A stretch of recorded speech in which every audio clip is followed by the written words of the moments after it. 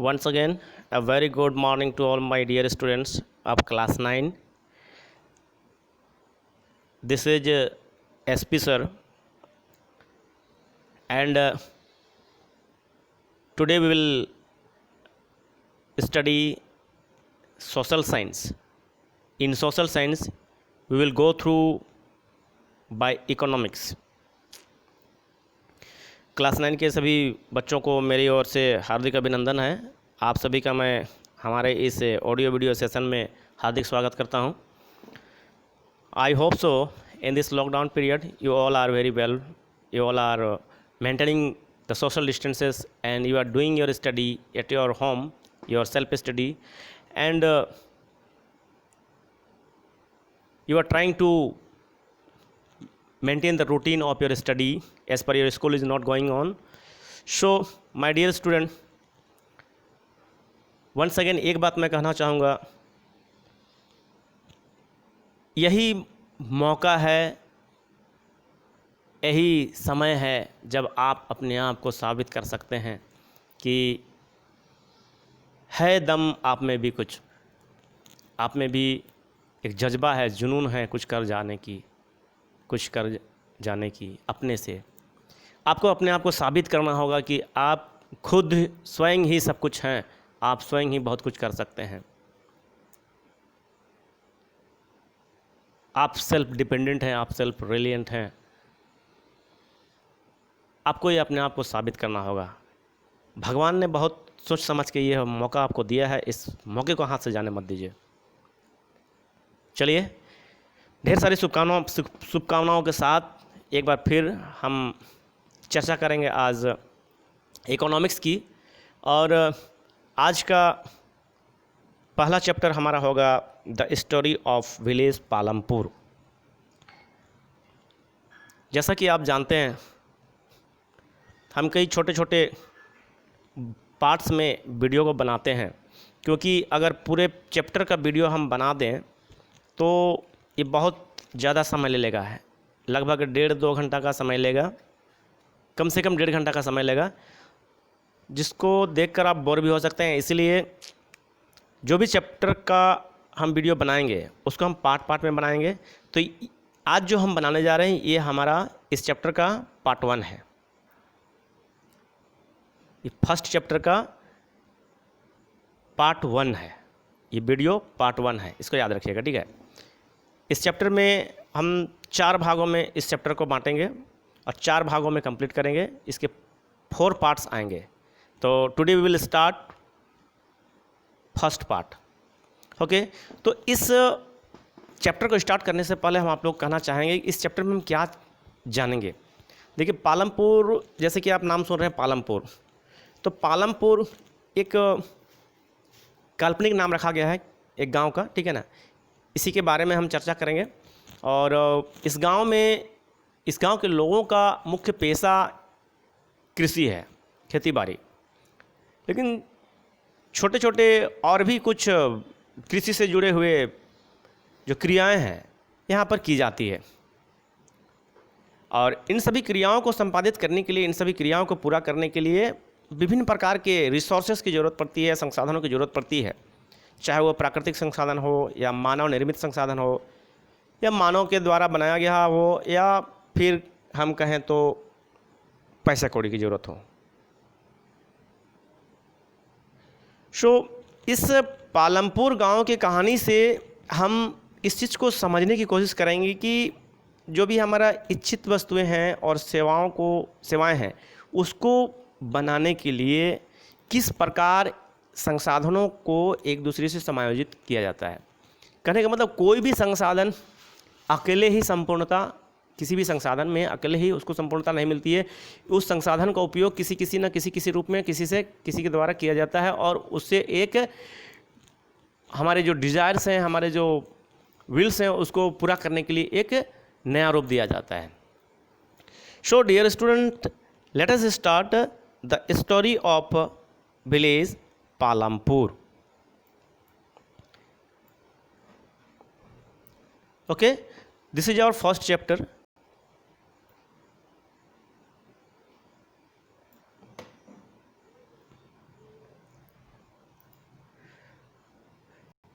you can see in this picture, this is the village of Palampur. Actually the picture is in this picture you can see this is the complete figure of a village.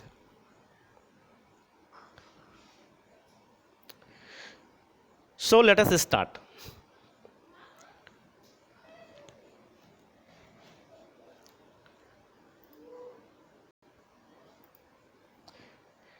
Palampur is well connected with the neighboring villages and towns. Raiganj, a big village, is 3 kilometers from Palampur. An all-weather roads connects the village to Raiganj. The further onto the nearest small town of Shahpur.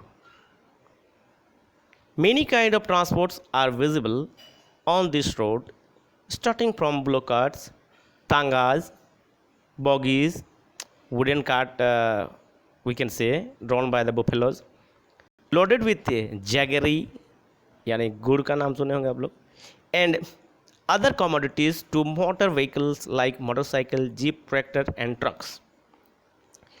Palampur का गांव जो है वो आस पड़ोस के गांव और कस्बों से भली भांति से जुड़ा हुआ है। एक बड़ा गांव जिसका नाम रायगंज है, ठीक है ना, यहाँ से 3 किलोमीटर की दूरी पर है और ये वेल कनेक्टेड है। सभी सीज़न में ये कनेक्ट हो सकता है, कहने का मतलब रोड बने हुए हैं। रायगंज है, यहीं पर एक शाहपुर ना, हाँ, शाहपुर नाम का एक कस्बा है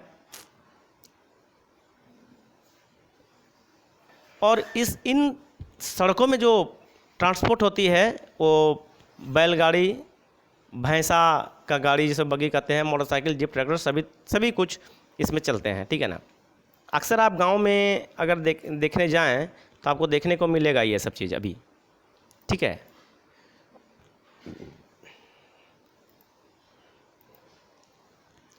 This village is about 450 families belonging to serve several different castes. 450 लगभग फैमिली हैं इसमें और सभी प्रकार के कास्ट के लोग इस गांव में रहते हैं। The 80 upper caste families own the majority of land in the village. 80 upper caste families, they have their own land. Their houses, some of them quite large, are made of bricks with the cement plastering. The SC यानी Dalits जिसको कहेंगे comprise the third of the populations and live one corner of the village in much smaller houses. Some of are mud and straw. अक्सर हम लोग को गांव में देखने को मिलता है कि जो बड़े घराने के लोग रहते हैं उनके बड़े बड़े बिल्डिंग्स होते हैं, बड़े अच्छे पक्के मकान होते हैं, लेकिन जो ऐसी दलित कास्ट के जो लोग होते हैं उनको गांव के किसी कोने में एक छोटा सा कस्बा रहता है, वहीं पर मिट्टी का घर रहता है, पुआल का घर रहता है। इस तरह से उन लोग अपना जीवन यापन करते हैं, इस टाइप से रहते हैं। अक्सर गांव में ये चीज़ देखने को मिलता है हम लोगों को, है कि नहीं। Most of the houses have electric connection. पहले तो इलेक्ट्रिक कनेक्शन नहीं था, लेकिन अभी प्राय गांव में भी बिजली की सप्लाई की जाती है। तो मोस्ट ऑफ द फैमिलीज़, ये हम बात कर रहे हैं पालमपुर की, और पालमपुर में कुछ ऐसे फैमिलीज़ हैं जिनके घर में इलेक्ट्रिक कनेक्शन है। Electricity power electricity powers all the tubewells in the field and is used in various type of small business. और इलेक्ट्रिसिटी से ट्यूबवेल का उपयोग करके गांव में बहुत प्रकार का बिजनेस किया जाता था। Palampur has 2 primary schools and 1 high school. Okay, There is a primary health center run by the government and one private dispensary where the sick are treated. That is clear? Any doubt from here? No? Okay.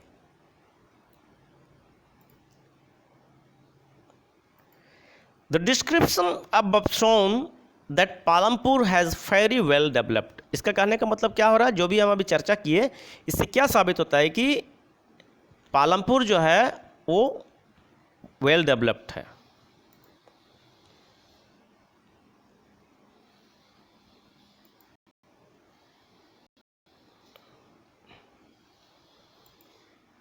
Okay. Palampur has a fairly well developed system of roads, transport, electricity, irrigation, schools, health centers. Okay, compare these facilities with those your nearby village. मतलब आसपास के जो villages हैं उससे यहाँ का जो system है वो अच्छा है. पालमपुर. ओके.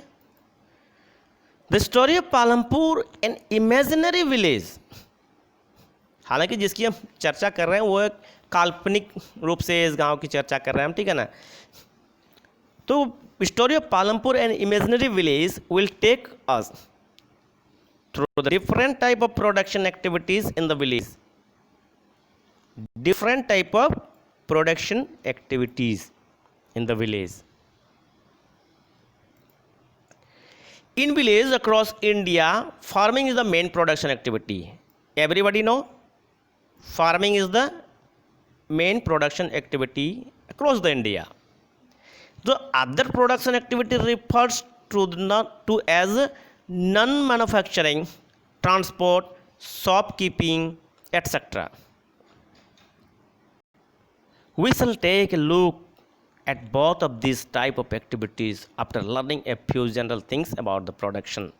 Okay. तो जो पालमपुर की जो कहानी हम सुन रहे हैं ये काल्पनिक है और यहाँ पर विभिन्न प्रकार के उत्पादन, विभिन्न प्रकार के प्रोडक्शन एक्टिविटीज़ किए जाते हैं. लेकिन यहाँ का भारत का देखा जाए तो प्रायः गांव की सबसे मुख्य खेती से होती है मुख्य उत्पादन. लेकिन खेती के बाद जो भी अन्य काम होते हैं जैसे ट्रांसपोर्टेशन का, शॉपकीपिंग का, तो ये सब क्या गैर कृषि एक्टिविटीज़ कहा जाता है. इस सब को हम लोग गैर कृषि एक्टिविटी कहते हैं.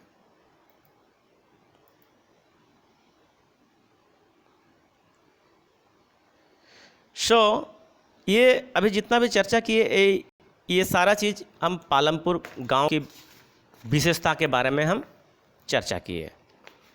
अब हम लोग जानेंगे इस गांव का जो ऑर्गेनाइजेशन, प्रोडक्शन के लिए जो ऑर्गेनाइजेशन है उसके बारे में हम लोग चर्चा करेंगे. Organisation of production. The aim of production is to produce the goods and services. सबसे important, most important thing. What is the aim of production? What is the aim of production? The aim of production is to produce goods and services that we want. What is the aim of production? The aim of production is what? To produce. To produce what? Goods और services. आप production होता है, कोई इन company बैठता है, कोई industry बैठता है तो क्या देता है? या तो वो गुड्स देगा या तो सर्विसेज देगा. जैसे कि आप एग्जांपल में समझिए, कोई आप मोबाइल मैन्युफैक्चरिंग कंपनी आप खोलें तो आप वहाँ से मोबाइल दीजिएगा. लेकिन टेलीकॉम सेक्टर क्या है? टेलीकॉम सेक्टर में कॉल सेंटर का नाम सुने होंगे आप लोगों ने. तो कॉल सेंटर क्या होता है? हमें प्रोडक्ट देता है. प्रोडक्ट देता है क्या? जी नहीं, वो प्रोडक्ट नहीं देता है, वो सर्विस देता है. 24 आवर्स कभी भी आप फ़ोन करते हैं, शिकायत करते हैं फ़ोन के बारे में, सिम के बारे में, रिचार्ज के बारे में, तो आपको उसका सेवा देता है। तो कॉल सेंटर जो है वो आपको सर्विस देता है, और मैन्युफैक्चरिंग कंपनी जो है वो आपको प्रोडक्ट देता है। अब कोई कोई कंपनी प्रोडक्ट और सर्विस दोनों देते हैं। कहने के बाद जैसे कि आप मोबाइल खरीद लिए सैमसंग का, बिगड़ गया, सर्विस कौन देगा? किराना दुकान वाला कौन देगा? तो जो मोबाइल कंपनी है वही उसका रिपेयरिंग का सर्विस देगा। बाद में जो सेवा देगा वो उसका सर्विस हुआ। पहले तो प्रोडक्ट दिया, बिगड़ गया तो फिर क्या दिया? सर्विस दिया। सो ये बात समझ में आ गया होगा। आई hope so you all have understood this things. Okay, next the first requirement is land. कोई भी प्रोडक्शन करना है तो सबसे पहला रिक्वायरमेंट क्या है? सबसे पहला रिक्वायरमेंट, सबसे first requirement is land. The first requirement is land and other natural resources such as water, forest, minerals. ऐसा बात नहीं है ज़मीन ही है, ज़मीन है तो बस हो गया, ऐसा भी बात नहीं है। कभी भी आप एक चीज़ गौर कीजिएगा, कहीं भी फैक्ट्री बैठता है, कहीं भी इंडस्ट्री को सेटअप किया जाता है, तो सबसे पहला बात इंडस्ट्री सेटअप करने के पहले देखा जाता है कि वहाँ लैंड कितना है, वहाँ का नेचुरल रिसोर्सेस क्या है, वहाँ पर वाटर की अवेलेबिलिटी है कि नहीं, वहाँ पर फॉरेस्ट है कि नहीं, वहाँ मिनरल्स, कहने का मतलब हर चीज़ को देखा जाता है। रोड्स हैं कि नहीं, वे ऑफ ट्रांसपोर्टेशन है कि नहीं, ये सारे चीज़ों को ध्यान में रखकर ही एक इंडस्ट्री का सेटअप किया जाता है। The second requirement is labour. आप नेक्स्ट जब आपका फैक्ट्री सेटअप हो गया तो वहाँ पर काम करने के लिए कुछ तो चाहिए। कौन करेगा काम? रोबोट तो नहीं करेगा, लेबर चाहिए। तो people who will do the work. Some production activity require highly educated workers to perform the necessary task. Other activities require workers who can do manual work. Each worker is providing the labor necessary for production.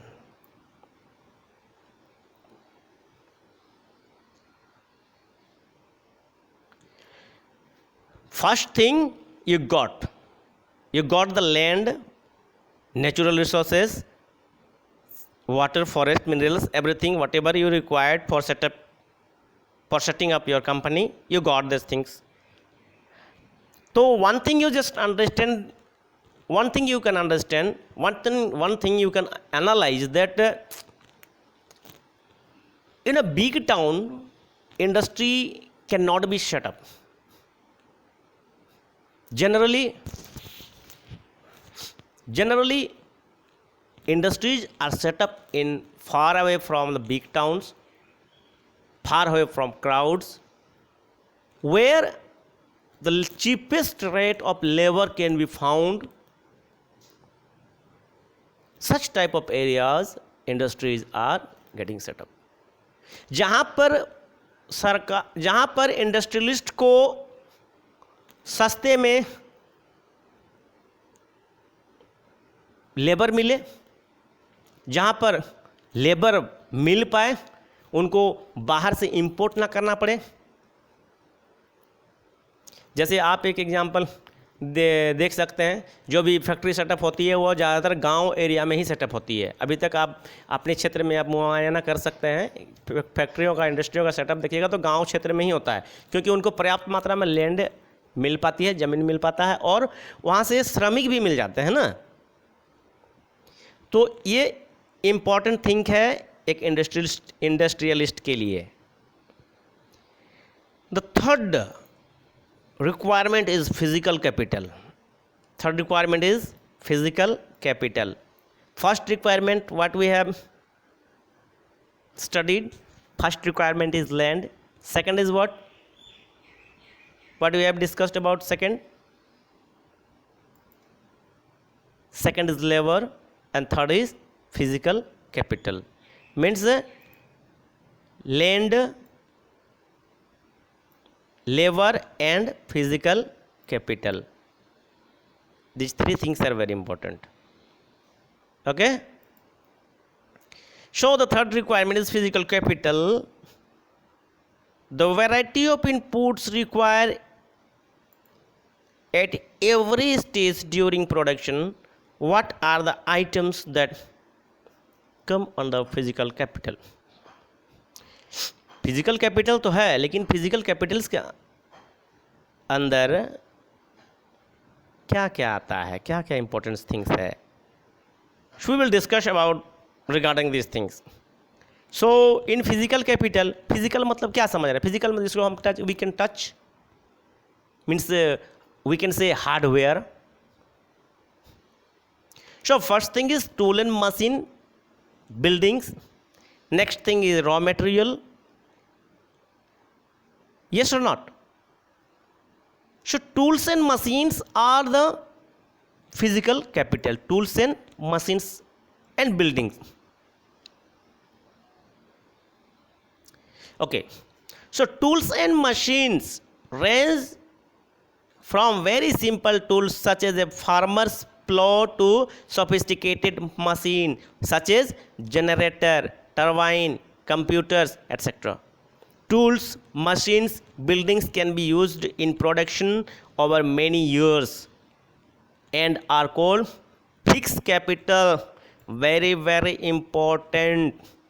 This is very, very important. These all things are very, very important. Okay. So don't think that this is not important.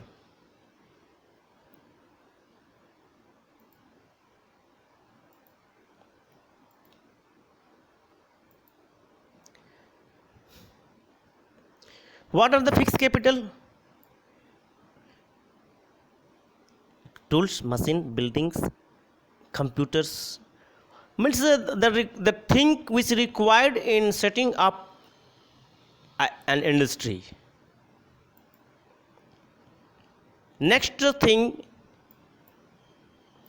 being the raw material and money in hand. Raw material and money in hand. First thing was what? First thing was tools, machine, buildings, computers, turbine, generators, etc. And next thing is money, material, and money means what? Money in hand मतलब अपने पास जो हमारे पास bank balance जो है उसको हम कहेंगे money in hand. और रॉ मटेरियल जिसको हम प्रोडक्शन करके फिनिश्ड गुड में तैयार करेंगे. So production requires a variety of raw materials such as the yarn used by the weaver. एक वीवर के लिए, जो एक बुनकर है, उसके लिए यार्न रॉ मटेरियल होगा. And the clay used by the potter, एक कुम्हार के लिए रॉ मटेरियल क्या होगा? मिट्टी होगा ना.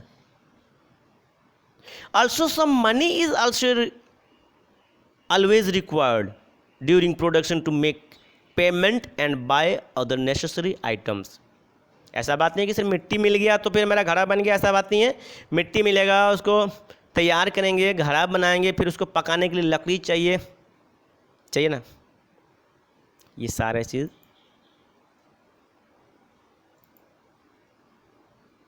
वर्किंग कैपिटल के अंदर आते हैं. ठीक है ना. So this all things are known as working capital. Means the raw materials and money in hand, this things are comes under working capital. Why? Because काम को पूरा करने के लिए जो पूंजी की आवश्यकता होती है, कहने पूंजी मतलब पैसा ही नहीं, पूंजी की आवश्यकता होती है, उसको हम वर्किंग कैपिटल कहते हैं. और काम को करने के लिए जो सेटअप की आवश्यकता होती है उसको हम फिक्स कैपिटल कहेंगे. Clear? Okay, let's proceed. So there is a fourth requirement too. You will need knowledge and enterprise to be able to put together land, labor, and physical capital and produce an output, either to use yourself or sell in the market. These days is called human capital. The fourth thing is what? The first requirement land, second requirement labor, third requirement physical capital, and fourth requirement is human capital. Fourth requirement is human capital. That we will discuss in our next chapter. Okay. So in this picture, what you are seeing in this picture? What you are seeing in this picture? Just analyze. Look at this picture. Some persons are there, machines are there, raw materials are there. Raw material, human being, machines, means what? Machines are there. This is machine, this is raw material, this is human being. What you can understand? Machines are fixed capital, this is raw material, working capital, this is human being. The fourth we have discussed right now, the fourth requirements. By this person's skill, this is a skillful person. If the person have no skills, then cannot make production by these machines and the raw materials. This person have another requirement is there, the skill of the human being. By using his skill, he is producing. So several workers, human beings are working or involving in this production. Whatever we have discussed right now, that is the thing. Which one? Human capital. So in this chapter, identify the land, labor, and fixed capital used in production. We have discussed right now. Okay. So every production is organized by combining land, labor, physical capital, human capital, which are known as factors of production. Line by line we are going, dear student, we are going line by line for your understanding that you cannot face any problem to understand any of these lines, any of these topics. That is why I am trying my best to making you understand. So what are the factors of production? Whatever we have discussed right now about the land, labor, physical capital, fixed capital, working capital, human capital, whatever we have discussed, these all things comes under factors of production. As we read through the story of Palampur, we will learn more about the first three factors of production. For convenience, we will refer to the physical capital as the capital in this chapter. Now we will discuss. It was all about the introduction of the factors of production. Okay. Now we will discuss about farming in Palampur. Farming in Palampur.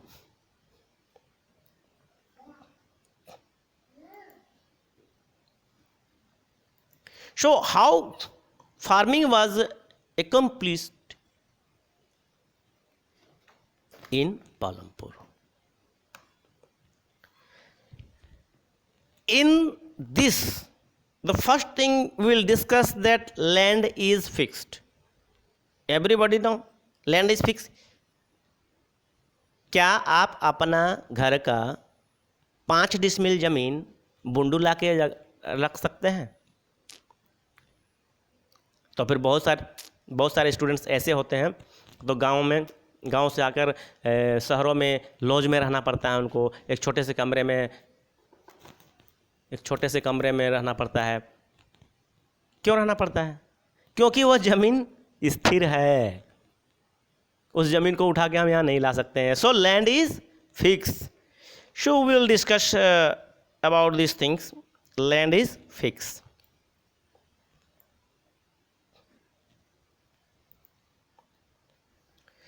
So farming is the main production activity in Palanpur, as we have discussed by starting of this chapter. Farming was the main production activity of Palanpur. 75% of the people who are working are dependent on farming for their livelihood.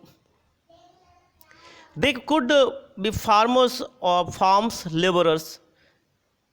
The well-being of these peoples is closely related to production on the farm. Palampur की जो बात कर रहे हैं हम, वहाँ की सबसे इम्पोर्टेंट कहें या तो कि मेन प्रोडक्शन एक्टिविटी जो कहें वो हमारा खेती है। वहाँ के 75% लोग अपने जीवन यापन के लिए खेती करते हैं। वहाँ या तो लोग किसान हैं या तो फिर किसी के खेतों में काम करने वाले श्रमिक हैं। और इनका यहाँ के जो लोग हैं वहाँ का वेल बीइंग के लिए वो करने का मतलब सारे लोग किसी न किसी रूप में खेतों से ही जुड़े हुए हैं। But remember that there is a basic constraint in raising farm production. Land are under cultivation in practically fixed. Since 1960 in Palanpur, there has been no expansion in land area under cultivation. लेकिन एक बात है कि production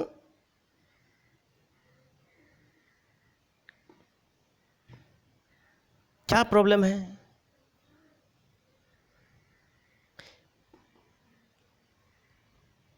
खेती के लिए जो जमीन भूमि का उपयोग होता है वो तो स्थिर होता है। अब पालमपुर में 1960 से आज तक जो कल्टीवेशन के अंतर्गत जो लैंड है उसमें कोई विस्तार नहीं हुआ है,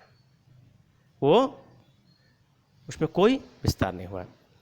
by then some of the waste lands, कहने का मतलब कुछ खेती के योग्य ज़मीन है और उतना ही ज़मीन है, उसमें उस ज़मीन से और आगे नहीं बढ़ाया है, मतलब उसको विस्तार नहीं किया गया है।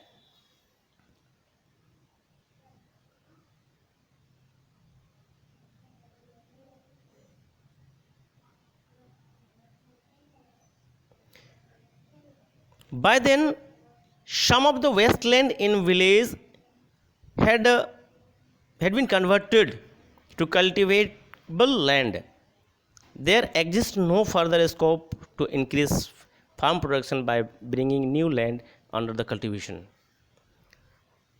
उसके बाद कुछ जो बंजर ज़मीन था उसको कृषि योग्य बना दिया गया था और नई जो भूमि हुआ उसको खेती योग्य बनाकर उसमें उत्पादन को और बढ़ाने की कोई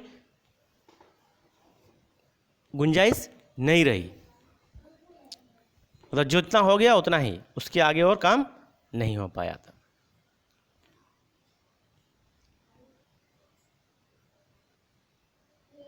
So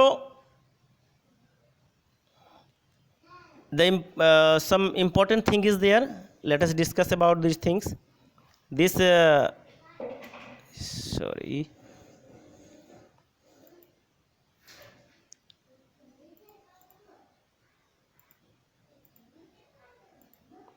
this thing, you just read about these things. We can understand the standard unit of measuring land is hectare. This is the thing we should remember. Land we call hectare. Okay, measuring land unit of measuring land, unit of measuring land is called hectare. Though in the villages you may find land area being discussed in local units such as bigha, guntha, etc. 1 hectare equals the area of a square with one side measuring 100 meters. Can you compare the area of 1 hectare filled with the area of your school ground? This is you can do by yourself. Okay, just imagine about these things. Another thing we will discuss, first thing we had discussed about the land is fixed.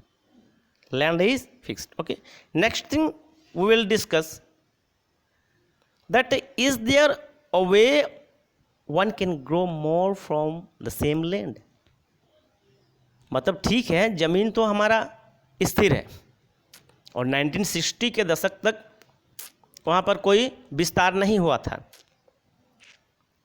जो बंजर भूमि था कृषि की योग्य में बदल दिया गया और नई भूमि बनाकर उसी में जो खेती करने का मतलब और उसके बाद वो नया बनाएंगे इसका मतलब नहीं किया गया. We have discussed right now.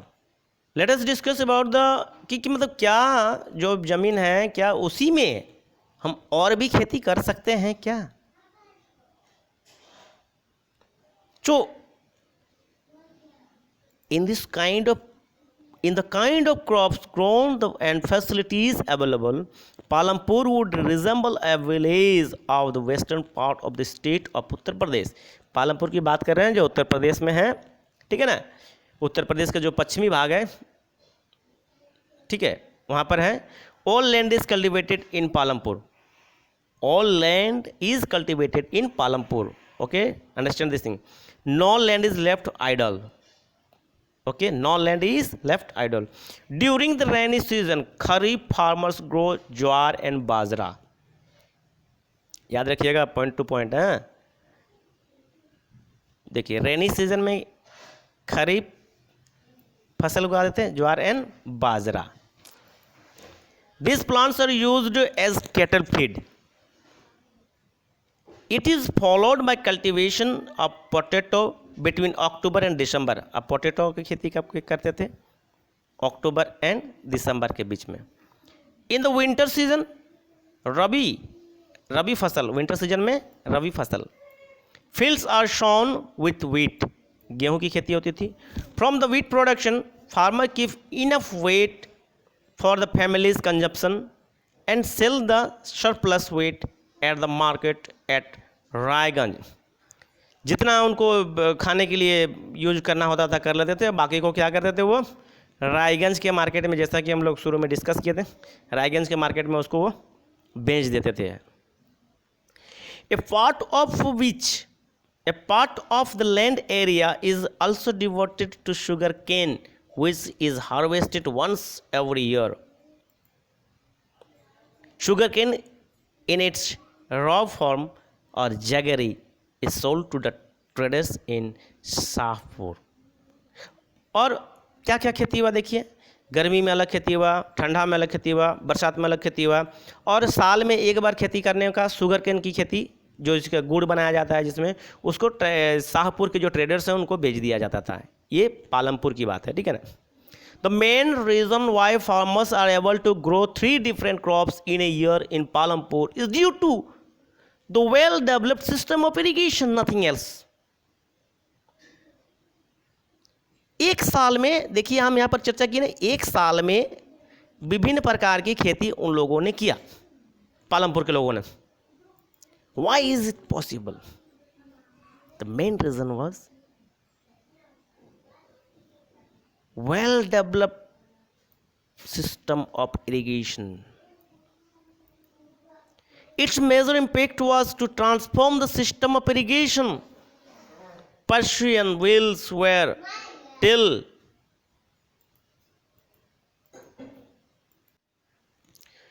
So, why in a year 3 type of productions Palampur's peoples are able to do?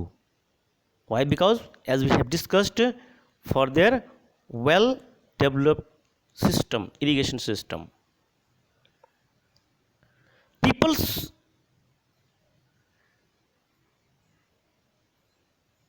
okay, it's a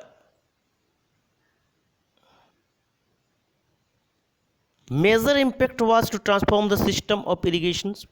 Persons will swear. Till then, used by farmers to draw water from the well and irrigate small fields, people saw that the electric run tube well could irrigate much larger area of land more effectively. The first few tube wells were installed by the government. Soon, however, farmers started setting up private tube wells. ऐसा होता है ना, पहले सरकार लोगों किसानों को help करती है, लेकिन किसान धीरे धीरे उससे मुनाफा कर करके खुद से भी ट्यूबवेल्स लगाना शुरू कर दिया अपने से, क्योंकि उससे उनको मुनाफा होने लगा ना. Soon, however, farmers started setting up private tubewells. As a result, by mid-1970, the entire cultivated area of 200 hectares was irrigated. To grow more than one crop on a piece of land during the year is non-multiple cropping. This one thing is important. To grow more than one crop on a piece of land, मतलब एक ही ज़मीन पर एक ही साल में बहुत एक से ज़्यादा खेती करने की जो खेती जो होती है उसको हम मल्टीपल क्रॉपिंग कहते हैं. So this is the most common way of increasing production on a given piece of land. All farmers in Palampur grow at least two main crops. Many are growing potatoes as the third crops in the past 15 to 20 years. बहुत कोई दो खेती करते थे, बहुत कोई दो से ज़्यादा भी खेती करते थे. So let us consider about this thing. Let us consider about this thing. Not all villages in India have such a high level of irrigation. Apart from the riverine plains, coastal regions in our country are well irrigated. In contrast, plateau regions such as the Deccan Plateau have low level of irrigation. Of the total cultivated area in the country, a little less than 40% is irrigated even today. In the remaining areas, farming is largely dependent on rainfall. हमारे देश का बहुत ऐसा हिस्सा है जहाँ पर आज भी पूरी तरह से खेती नहीं हो पाती है. आज भी रेनफॉल के ही मतलब भगवान भरोसे जो बारिश होती है मानसून पर ही डिपेंड रहती है. बहुत सारा ऐसा एरिया है, लेकिन कहीं कहीं पर एक ही साल में 2-3 प्रकार की खेतियाँ प्रोडक्शन करते हैं किसान लोग. सो इस तरह से we have discussed about the overview of Palampur. कैसा गांव है पालमपुर के बारे में हम लोग जाने. ठीक है. नेक्स्ट थिंग कि प्रोडक्शन करने के लिए क्या चाहिए, क्या क्या ज़रूरत की चीज़ें हैं. What are the organisations of production under this: land, labor, physical capital, fixed capital, working capital, human capital. Everything we have discussed right now. Factors of production, so these are known. Okay, everything we have discussed. And farming in now we have discussed, after then we have discussed the farming in Palampur.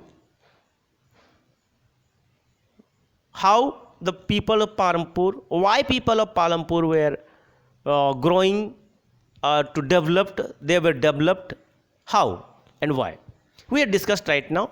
So one thing, my dear students, I want to say you that whatever we have discussed right now, you just copy down, you just think after closing this video, just think about the topic and try to write by on yourself. Why? Because by this you can the power of retrieving in your mind will increase.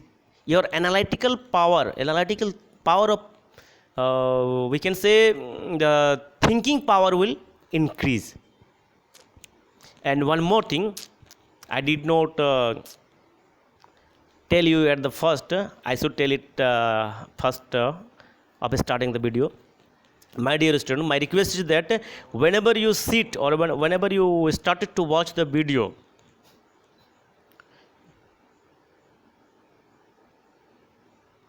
must bringing copy and pen is must. कहा pen और copy के साथ ही बैठें और video को देखें, जो भी इंपॉर्टेंस लगता है उसको नोट डाउन करते जाएं. So that's all for today.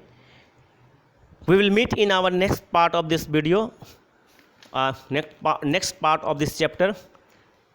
We will start the next thing in our next video.